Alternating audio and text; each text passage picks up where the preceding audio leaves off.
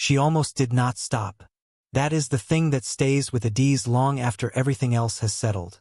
The knowledge that she came within one heartbeat of driving past. The traffic had opened just enough. Her driver had already begun to ease into the gap. And then she saw the woman on the pavement. Not clearly, not at first. Just a shape. A figure folded small against the wall of the petrol station. Two sleeping children pressed against her like they were the only warm thing left in the world. And something in Adiz's chest.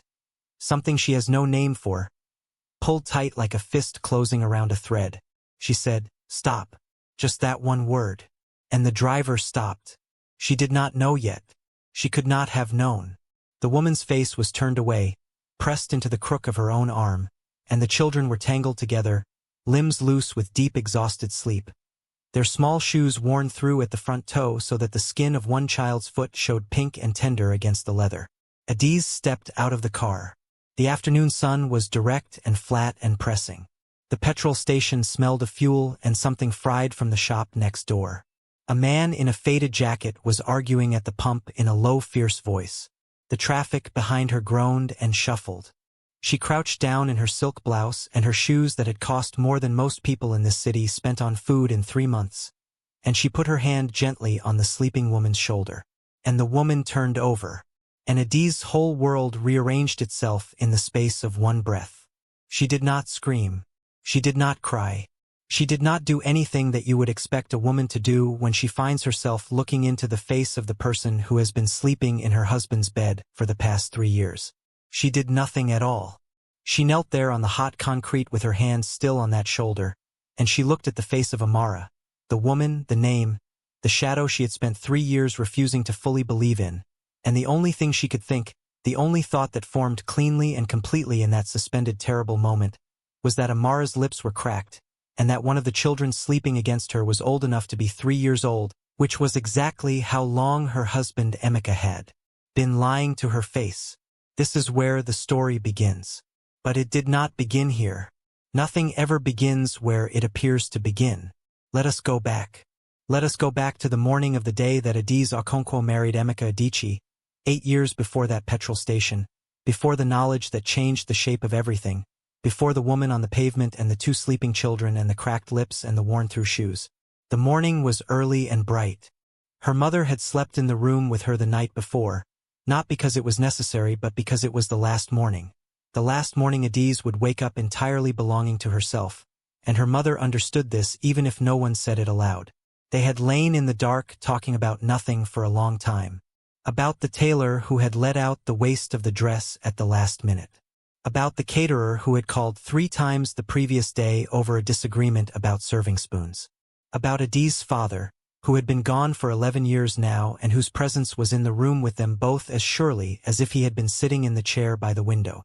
Her mother, whose name was Ngozi, was a small precise woman who had raised 3 children alone after her husband's death, who had run a provision store for 14 years, who still rose at 5 in the morning out of habit even though the store had long since been replaced by a proper wholesale business that her oldest son now managed. Ngozi had opinions about everything and expressed them quietly, as though she were simply describing facts, which made them very difficult to argue with. She had expressed one that morning, lying in the half-dark before the sun came through the curtains. She had said, "He is not a bad man, Adiz, but he is a man who has never had to carry anything heavy. Watch how he carries the heavy things when they come. That will tell you everything." Adiz had not thought much about those words at the time. She was 26 years old and in love, and the dress fit perfectly, and the caterer had been handled, and her father was not there but his memory was everywhere, and she had other things to hold. Emeka Chukwuemeka Adichie was 31 years old on the day he married Adiz, and he was, by any reasonable measure, a good man. He had grown up comfortable but not extravagantly wealthy. His father had built a successful import business and Emeka had joined it after university, where he had studied business and been popular without being showy about it. He was tall. He was careful with his words. He remembered the names of people's children. He called his mother every Sunday without fail. He had the particular quality of ease that comes from a life where the floor has never given way, where choices have always been available, where a bad month is annoying rather than catastrophic. He loved Adiz. This is important to say clearly, because it would be easy to reach the end of the story and decide that he never did. He loved her. He loved the way she walked into a room having already decided what she thought about it. He loved that she argued with him and was often right. He loved that she had built her own business, a real estate investment company she had started with a loan and grown into something that now employed 47 people, without his help, before him, separate from him. He loved this about her, and he was also, if he was honest, quietly and persistently afraid of it. Not in a way he named. Not in a way he would have admitted. Just a low-frequency humming unease that lived somewhere in the gap between who he told himself he was and who he actually was in the dark. They were happy. This too must be said clearly. For the first 4 years, they were genuinely happy in the way that two intelligent adults who love each other and have chosen each other can be happy. Not perfectly, not without friction, but in the deep daily way that is the real thing, the actual substance of a life built together. They argued about small things and made up with the ease of people who trust each other's fundamental goodwill. They traveled once a year to somewhere neither had been. They ate breakfast together most mornings, which sounds small but is one of the most intimate things two adults in a busy city can do. They talked. They laughed. They knew each other's bodies and each other's silences and which moods required company and which required space. And then, in the 5th year of their marriage, Adi's company won a government infrastructure contract that tripled its revenue in 18 months. And something shifted. Not in her love for him. Not in her commitment. Not in the way she came home to him or cooked for him on Saturday mornings when they had nowhere to be or pressed her face against the back of his neck in the night. None of that shifted. What shifted was the balance. The invisible architecture of who was carrying more. Who was being more public. Whose name was in the business papers. Whose face was in the photographs at the openings and the ceremonies and the ribbon cuttings. Whose staff called on Saturdays.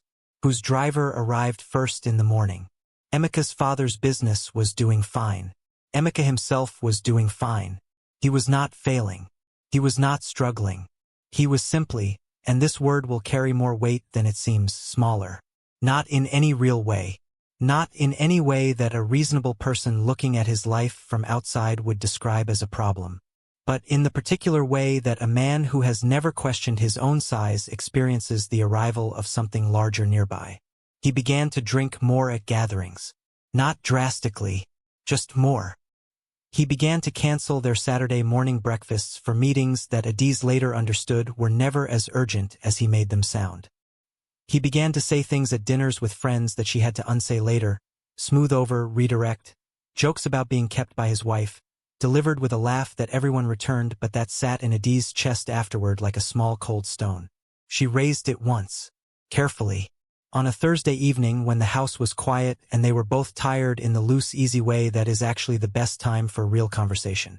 She said, "Are you okay?" And he said, "Yes, of course." And she said, "I mean it. Are you actually okay?"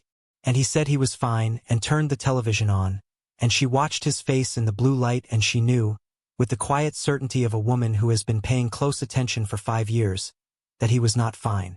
But she did not know what to do with that knowledge. And so she held it. That was her mistake. Not holding it alone. Not bringing it out into the open where it might have been examined and named and perhaps, if there had been more of his honesty and more of her courage and perhaps less of her own pride about being the kind of person who does not make things awkward, perhaps it might have been healed. But she held it alone. And he held his quiet shame alone.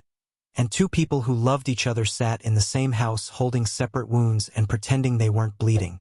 Amara came into Emeka's life at a conference 3 years into this silence. A conference for emerging businesses, the kind where everyone is networking with the slightly desperate energy of people who feel they should be doing more than they are. She was not an employee. She was not someone who worked for him or depended on him in any formal way that would have made the power imbalance obvious. She was 24 years old, bright and easy to talk to, not beautiful in the way that announces itself, but beautiful in the way that becomes more so the more time you spend noticing it. She laughed at things he said. She asked him questions as though his answers mattered in themselves and not as steps toward something else. She did not know who his wife was. She did not know what his wife had built. She knew only what was in front of her, which was a man who was funny and tall and a little sad around the edges in a way that she would have said, if asked, made him seem deep. He did not set out to fall. No one who falls ever does. He made a series of small decisions, a second meeting for coffee, a message returned that did not need to be returned, a conversation extended past the point where it should have ended, a door not closed firmly at the moment when it still could have been, and each one felt, in isolation, too small to be the thing that changed everything. It is how these things always go. Not a leap. A series of steps, each small enough to seem reversible, until the distance from where you started is so great that looking back is as disorienting as looking forward. By the time Adiz began to feel the presence of someone else, not with evidence, not with proof, but with the body's particular and infallible knowledge of when something is wrong, Emeka had been seeing Amara for 7 months. She felt it in the quality of his attention. The way it had a new absence in it, a place where she used to be able to reach him that now had a kind of glass over it. The way he laughed a little too quickly. The way his phone, which had always been accessible and unremarkable, had migrated to the other side of the room, screen down, with a new password she had never been given and had not asked for because not asking was the only way she could hold on to the possibility that she was wrong. She hired someone to find out. A private investigator who was recommended through a friend who did not know she was asking for herself. The man was efficient and thorough and delivered his report with a professional neutrality that she had been grateful for at the time and later found quietly devastating, because the neutrality meant that what he had found was nothing unusual, just another version of the same story that had been told so many times it no longer even surprised the man who was paid to uncover it. The photographs, the dates and times. 7 months of meetings she had not known about, in places she did not know, with a face she was now seeing clearly for the first time. A young woman, 24, laughing in one photograph, looking away in another, her hand touching the sleeve of Adiz's husband's jacket in a third. Adiz sat with the report in her study with the door closed for 4 hours. She did not cry. She placed the report on her desk and she sat with her hands flat on the table and she looked at the wall and she breathed, in and out, with the careful deliberate breathwork of a woman who knows that if she allows herself to feel the full weight of this before she has decided what to do with it, she will be unable to do anything at all. She decided to confront him. Calmly. Not with accusation and rage but with clarity. The way she handled everything in her business life. With facts laid out, consequences named, positions made clear. She asked him to come to the sitting room on a Sunday morning. She was already dressed and seated when he came downstairs, still in his house clothes, unsuspecting. She placed the report on the table in front of him. He did not lie. She would credit him that, even now, he did not insult her with denial.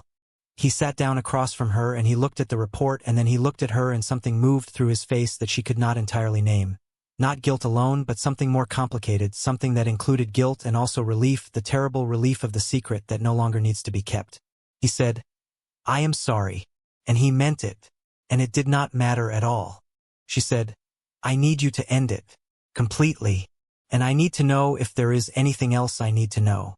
He said no. No other woman, no other secret, nothing else. Only this, and he would end it, and he was sorry beyond what words could carry. He ended it. Adiz verified this through the same investigator because she was a thorough woman and because trust, once broken in a particular way, requires a different kind of rebuilding than simply taking someone at their word. He ended it. He cut off all contact with Amara. He came home every evening. He sat across from Adiz at dinner and tried, haltingly and without grace, to begin the long work of being someone she could look at without the photo on that table coming between them.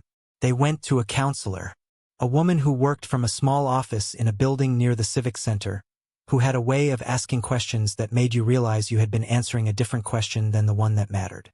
They went for 5 months. They worked at it. Genuinely, imperfectly, painfully worked at the thing that had broken between them, patching it from underneath, learning to say the things they had kept to themselves, learning that the silence they had both mistaken for peace had been the thing that made room for everything else. It was slow. It was not romantic.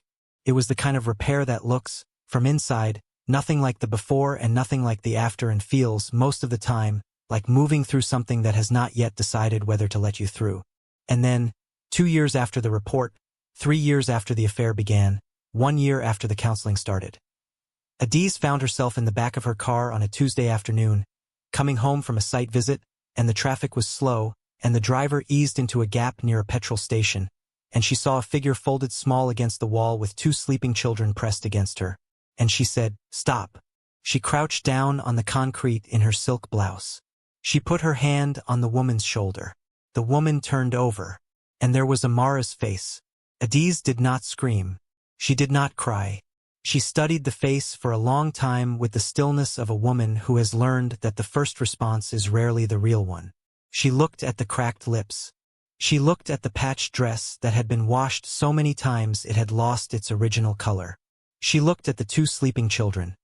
A girl who was perhaps 4 years old, with her father's nose and her father's particular way of folding her hands under her cheek when she slept, and a boy who was smaller, perhaps a year and some months, tucked into the crook of his mother's arm with the absolute trust of a child who has never been given a reason not to trust.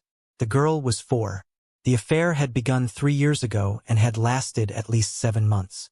The mathematics of this fell through Adiz like cold water. Emeka had told her there was nothing else she needed to know. He had said it plainly, looking at her face. He had known. He had known this woman was pregnant, and he had cut off all contact and said the word nothing. She straightened up. She stood on the pavement in the pressing afternoon sun, and she felt something move through her. Not rage, not grief, but something older and quieter and more dangerous than either. The complete and total recognition of the full truth of her own life. The marriage they had repaired. The counseling sessions and the careful dinners and the slow rebuilding. All of it rebuilt on a foundation that contained this. A woman on a pavement with 2 children who had his nose. She made a decision in the space of those few seconds that she did not fully understand until much later. She did not drive away. She did not close the car door and tell her driver to continue. She reached down and she touched Amara's shoulder again, more firmly this time, and when Amara's eyes opened brown, confused, rimmed with the particular redness of someone who has been crying within the last few hours, she said, very quietly, "When did you last eat?" Amara stared at her. The confusion on her face was absolute. She did not recognize Adiz. Why would she? She had never seen Adiz. She knew only that she had loved a man who had disappeared from her life 20 months ago, who had stopped answering her calls and her messages, who had sent her, once, through someone she did not know, an envelope of money that had run out in 6 months, who had never seen the boy who now slept in the crook of her arm. She said, "Who are you?" Adiz said, "Someone who can help. Right now, that is all you need to know. When did you last eat?" A long pause. The traffic behind them. The man at the pump still arguing in his low, fierce voice. One of the children, the girl, stirring slightly and then settling again. Amara said, "Yesterday morning."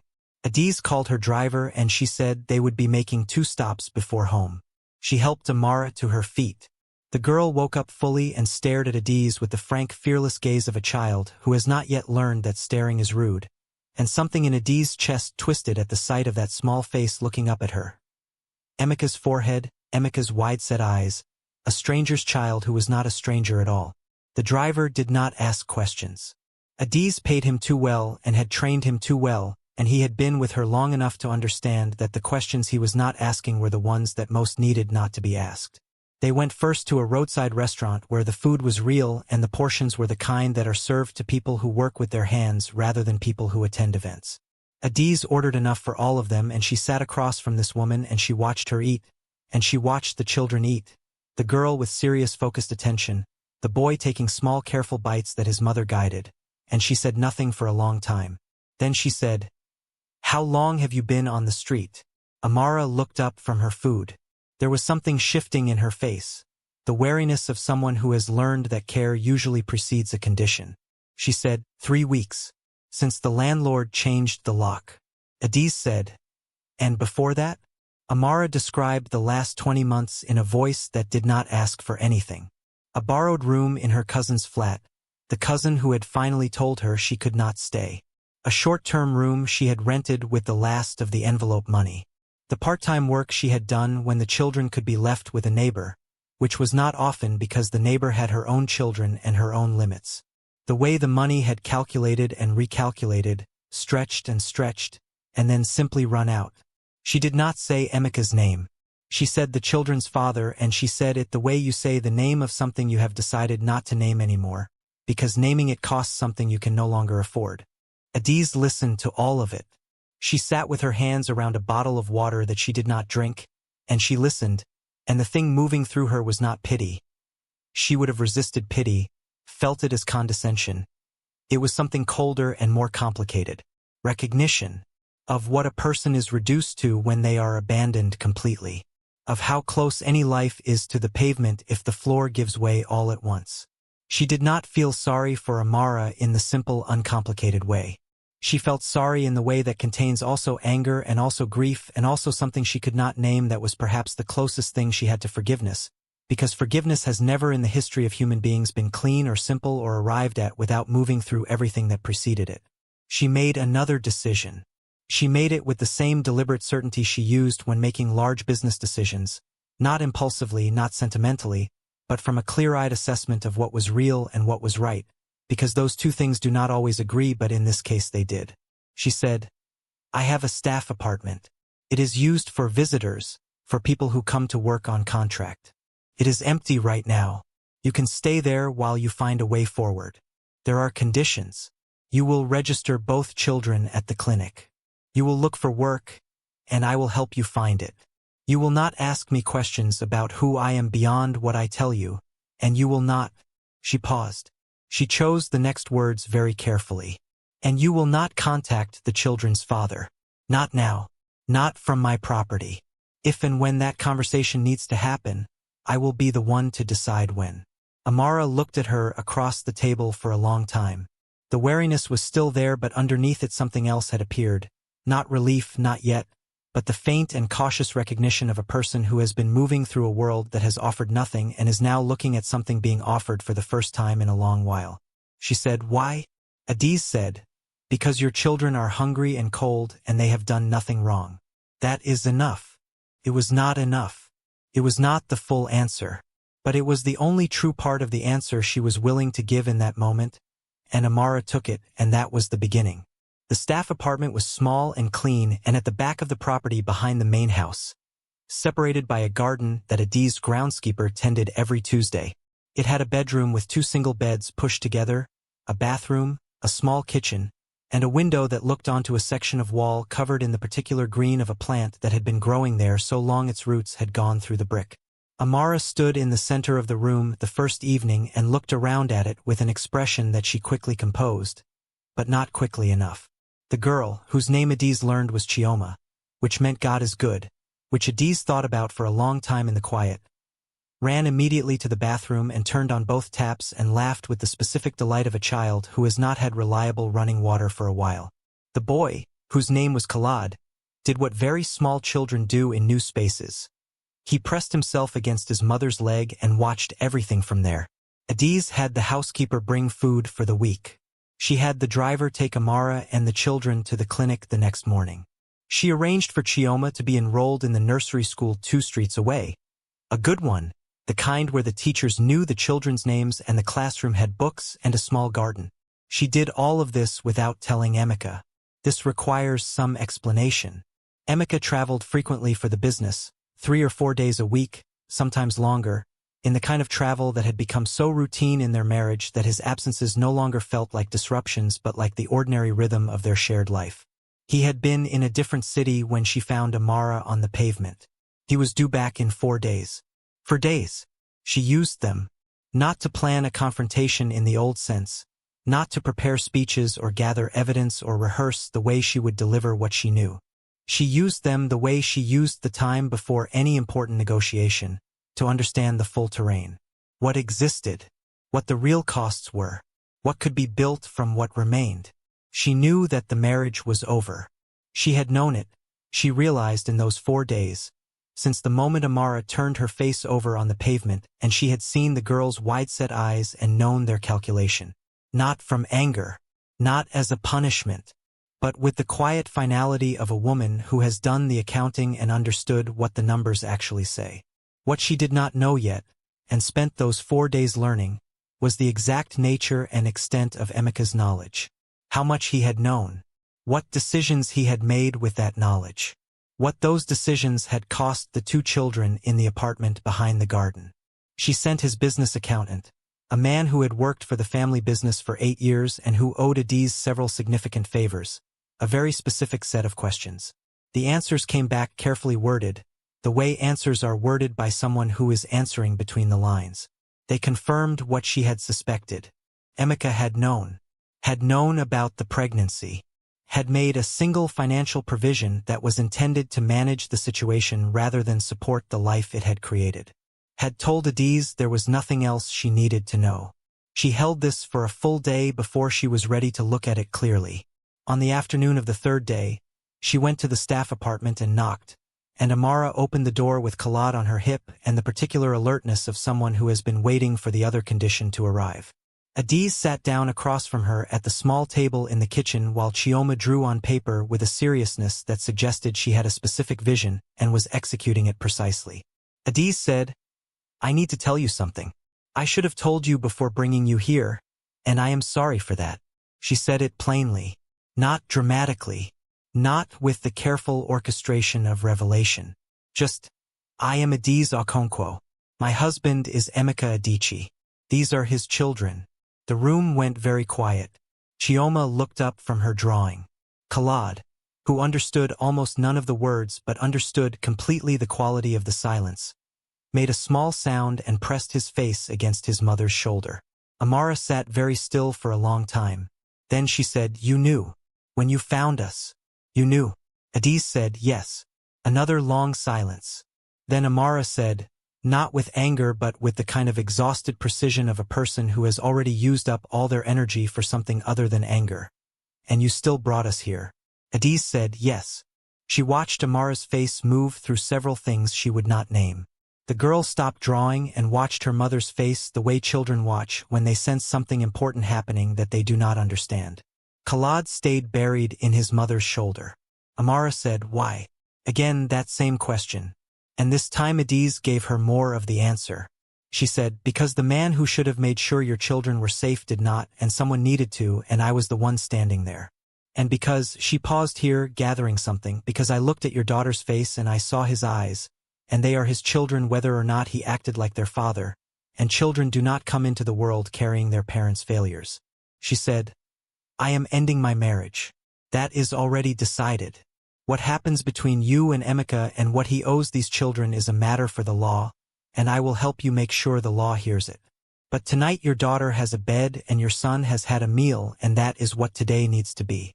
The rest can come in order." Amara looked at her for a very long time.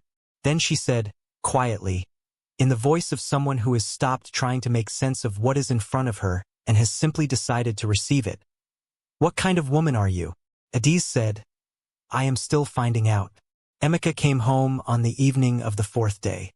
He came home to find his wife seated in the living room in the stillness that he had learned to recognize, the precise gathered stillness that meant she had understood something and was about to make him understand it too. He sat down. He looked at her face.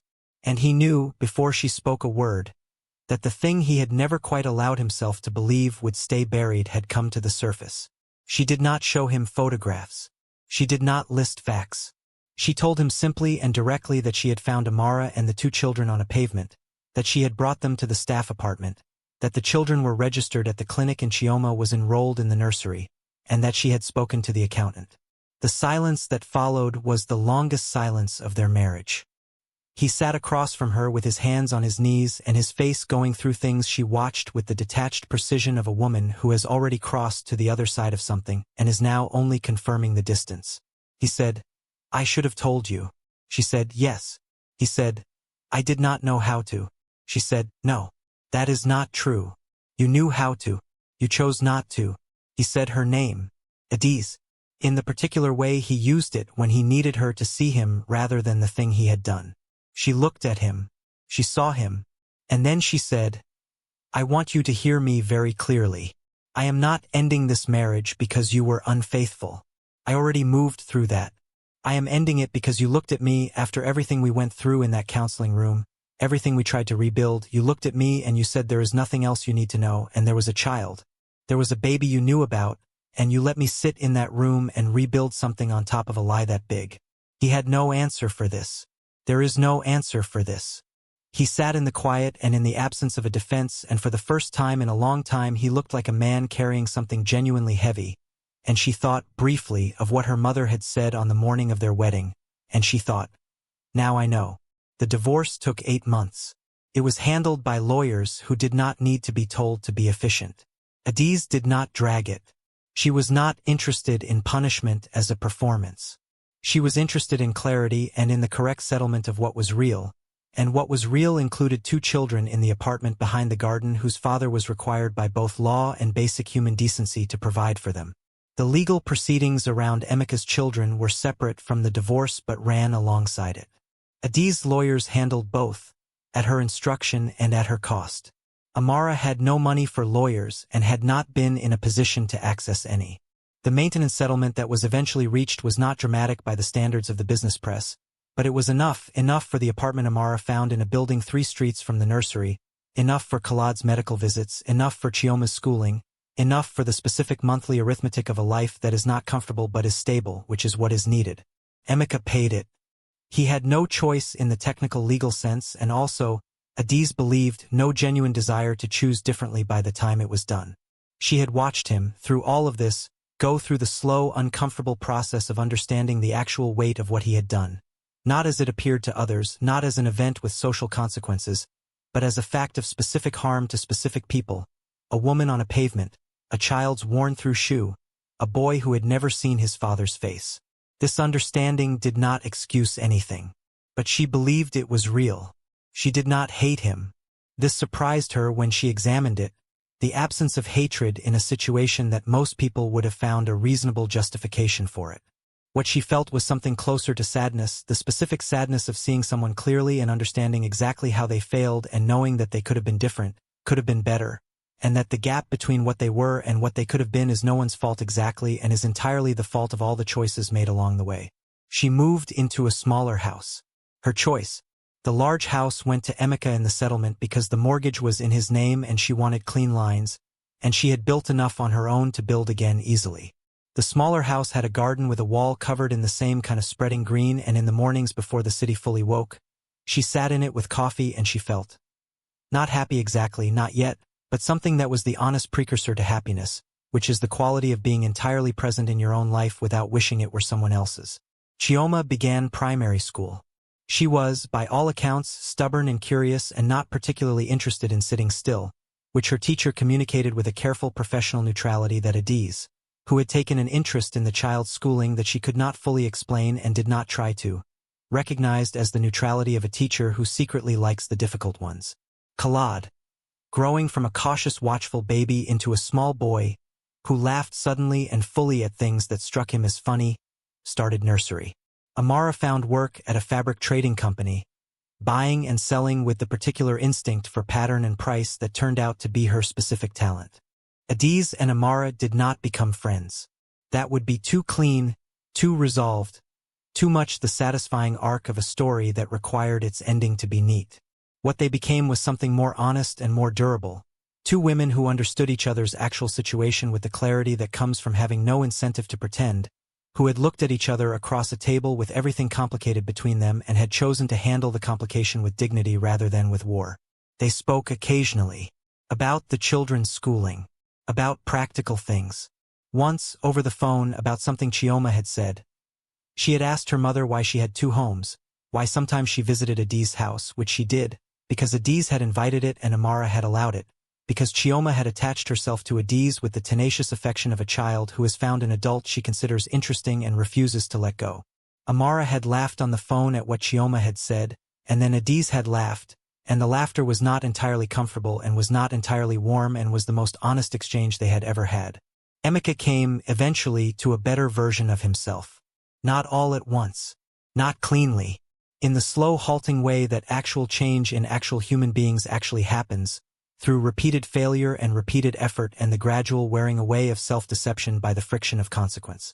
He began to see his children, first awkwardly, with the stiffness of a man who does not know how to be known by people who have every reason not to trust him, then with more ease. Then with the full frightened love of a father who understands that the window is not unlimited and that the children in front of him are forming their understanding of who he is every time he shows up or fails to. Chioma, who was stubborn and not particularly interested in forgiving people before she was ready, made him earn it. She had her mother's precision and her father's refusal to be uncomfortable when she did not have to be, and the combination meant that she asked him questions directly and received his answers with an evaluating quiet that was slightly terrifying in a child and will, in the fullness of time, serve her extremely well. Khalad, whose nature was different, warmer and more open and quicker to laugh, made it easier and in doing so also made it harder, because the ease of it was its own kind of rebuke. Adiz watched all of this from the appropriate distance. Not detached, just in her right place. Her own life, her own business, her own mornings in the garden with coffee. She had a woman she was beginning to know slowly and carefully, someone she had met at a conference who asked questions as though the answers mattered and made her laugh in the particular way that is different from the performance of laughing and is the real thing. She was not ready to call it what it might be. She was only sure that it was something, and that something was enough for now. What does this story ask of us? It asks us first to consider the difference between the response we rehearse and the response we actually give when life puts the worst possible scenario directly in front of our face. Adiz had every reason to drive away. The traffic had opened. The gap was there. She had already begun to move through it. Everything that had been done to her authorized the choice to look away. And she said stop. Not because she was a saint, because she was a person who had decided, somewhere in the long internal work of her own life, that the people who cause us the greatest pain do not get to determine the size of our humanity. Only we get to determine that. The second thing this story asks us to consider is the specific harm of the half-truth. Emeka did not lie to Adiz with a single dramatic falsehood. He lied to her with an omission, with a careful management of information. With the words, "There is nothing else you need to know," spoken to a woman who had earned the truth by surviving what had already come. The half-truth is the most dangerous kind of dishonesty because it allows the person who uses it to maintain the story that they are, fundamentally, a truthful person. It does not feel like lying from the inside. It feels like protecting someone from what they don't need to know. And what it actually is, what it always actually is the protection of oneself at the expense of the other. And the third thing this story asks, the deepest and most difficult, is what we do with the understanding that people contain their worst actions and more than their worst actions simultaneously. Emeka failed. He failed comprehensively and specifically and in ways that had real costs for real people. He also, in time, came toward something better. Both of these things are true. The failure does not cancel the effort and the effort does not undo the failure. A full accounting of a human life must hold both. There is no clean resolution in real life. There is only the continuing choice, made again and again, in the mornings and the evenings and all the ordinary moments in between, to act from the largest and most honest version of yourself that you can reach on that particular day. Adiz did not save Amara because she was good. She saved Amara because in the moment when it mattered, she was able to see past everything that had been done to her to what was real in front of her. A woman, 2 children, a worn-through shoe. And then she made the choice that her size of person makes. Not without cost. Not without complexity. Not in some clean transcendent state above the difficulty. But in full contact with the difficulty, choosing anyway. She chose. That is the whole story. That is the whole lesson. Here is the question that remains, and I am leaving it with you now to answer for yourself. Is there someone in your life, someone you feel entirely justified in looking away from, for whom you have been rehearsing the choice to drive past, and what would it cost you and what would it cost them if you said stop instead?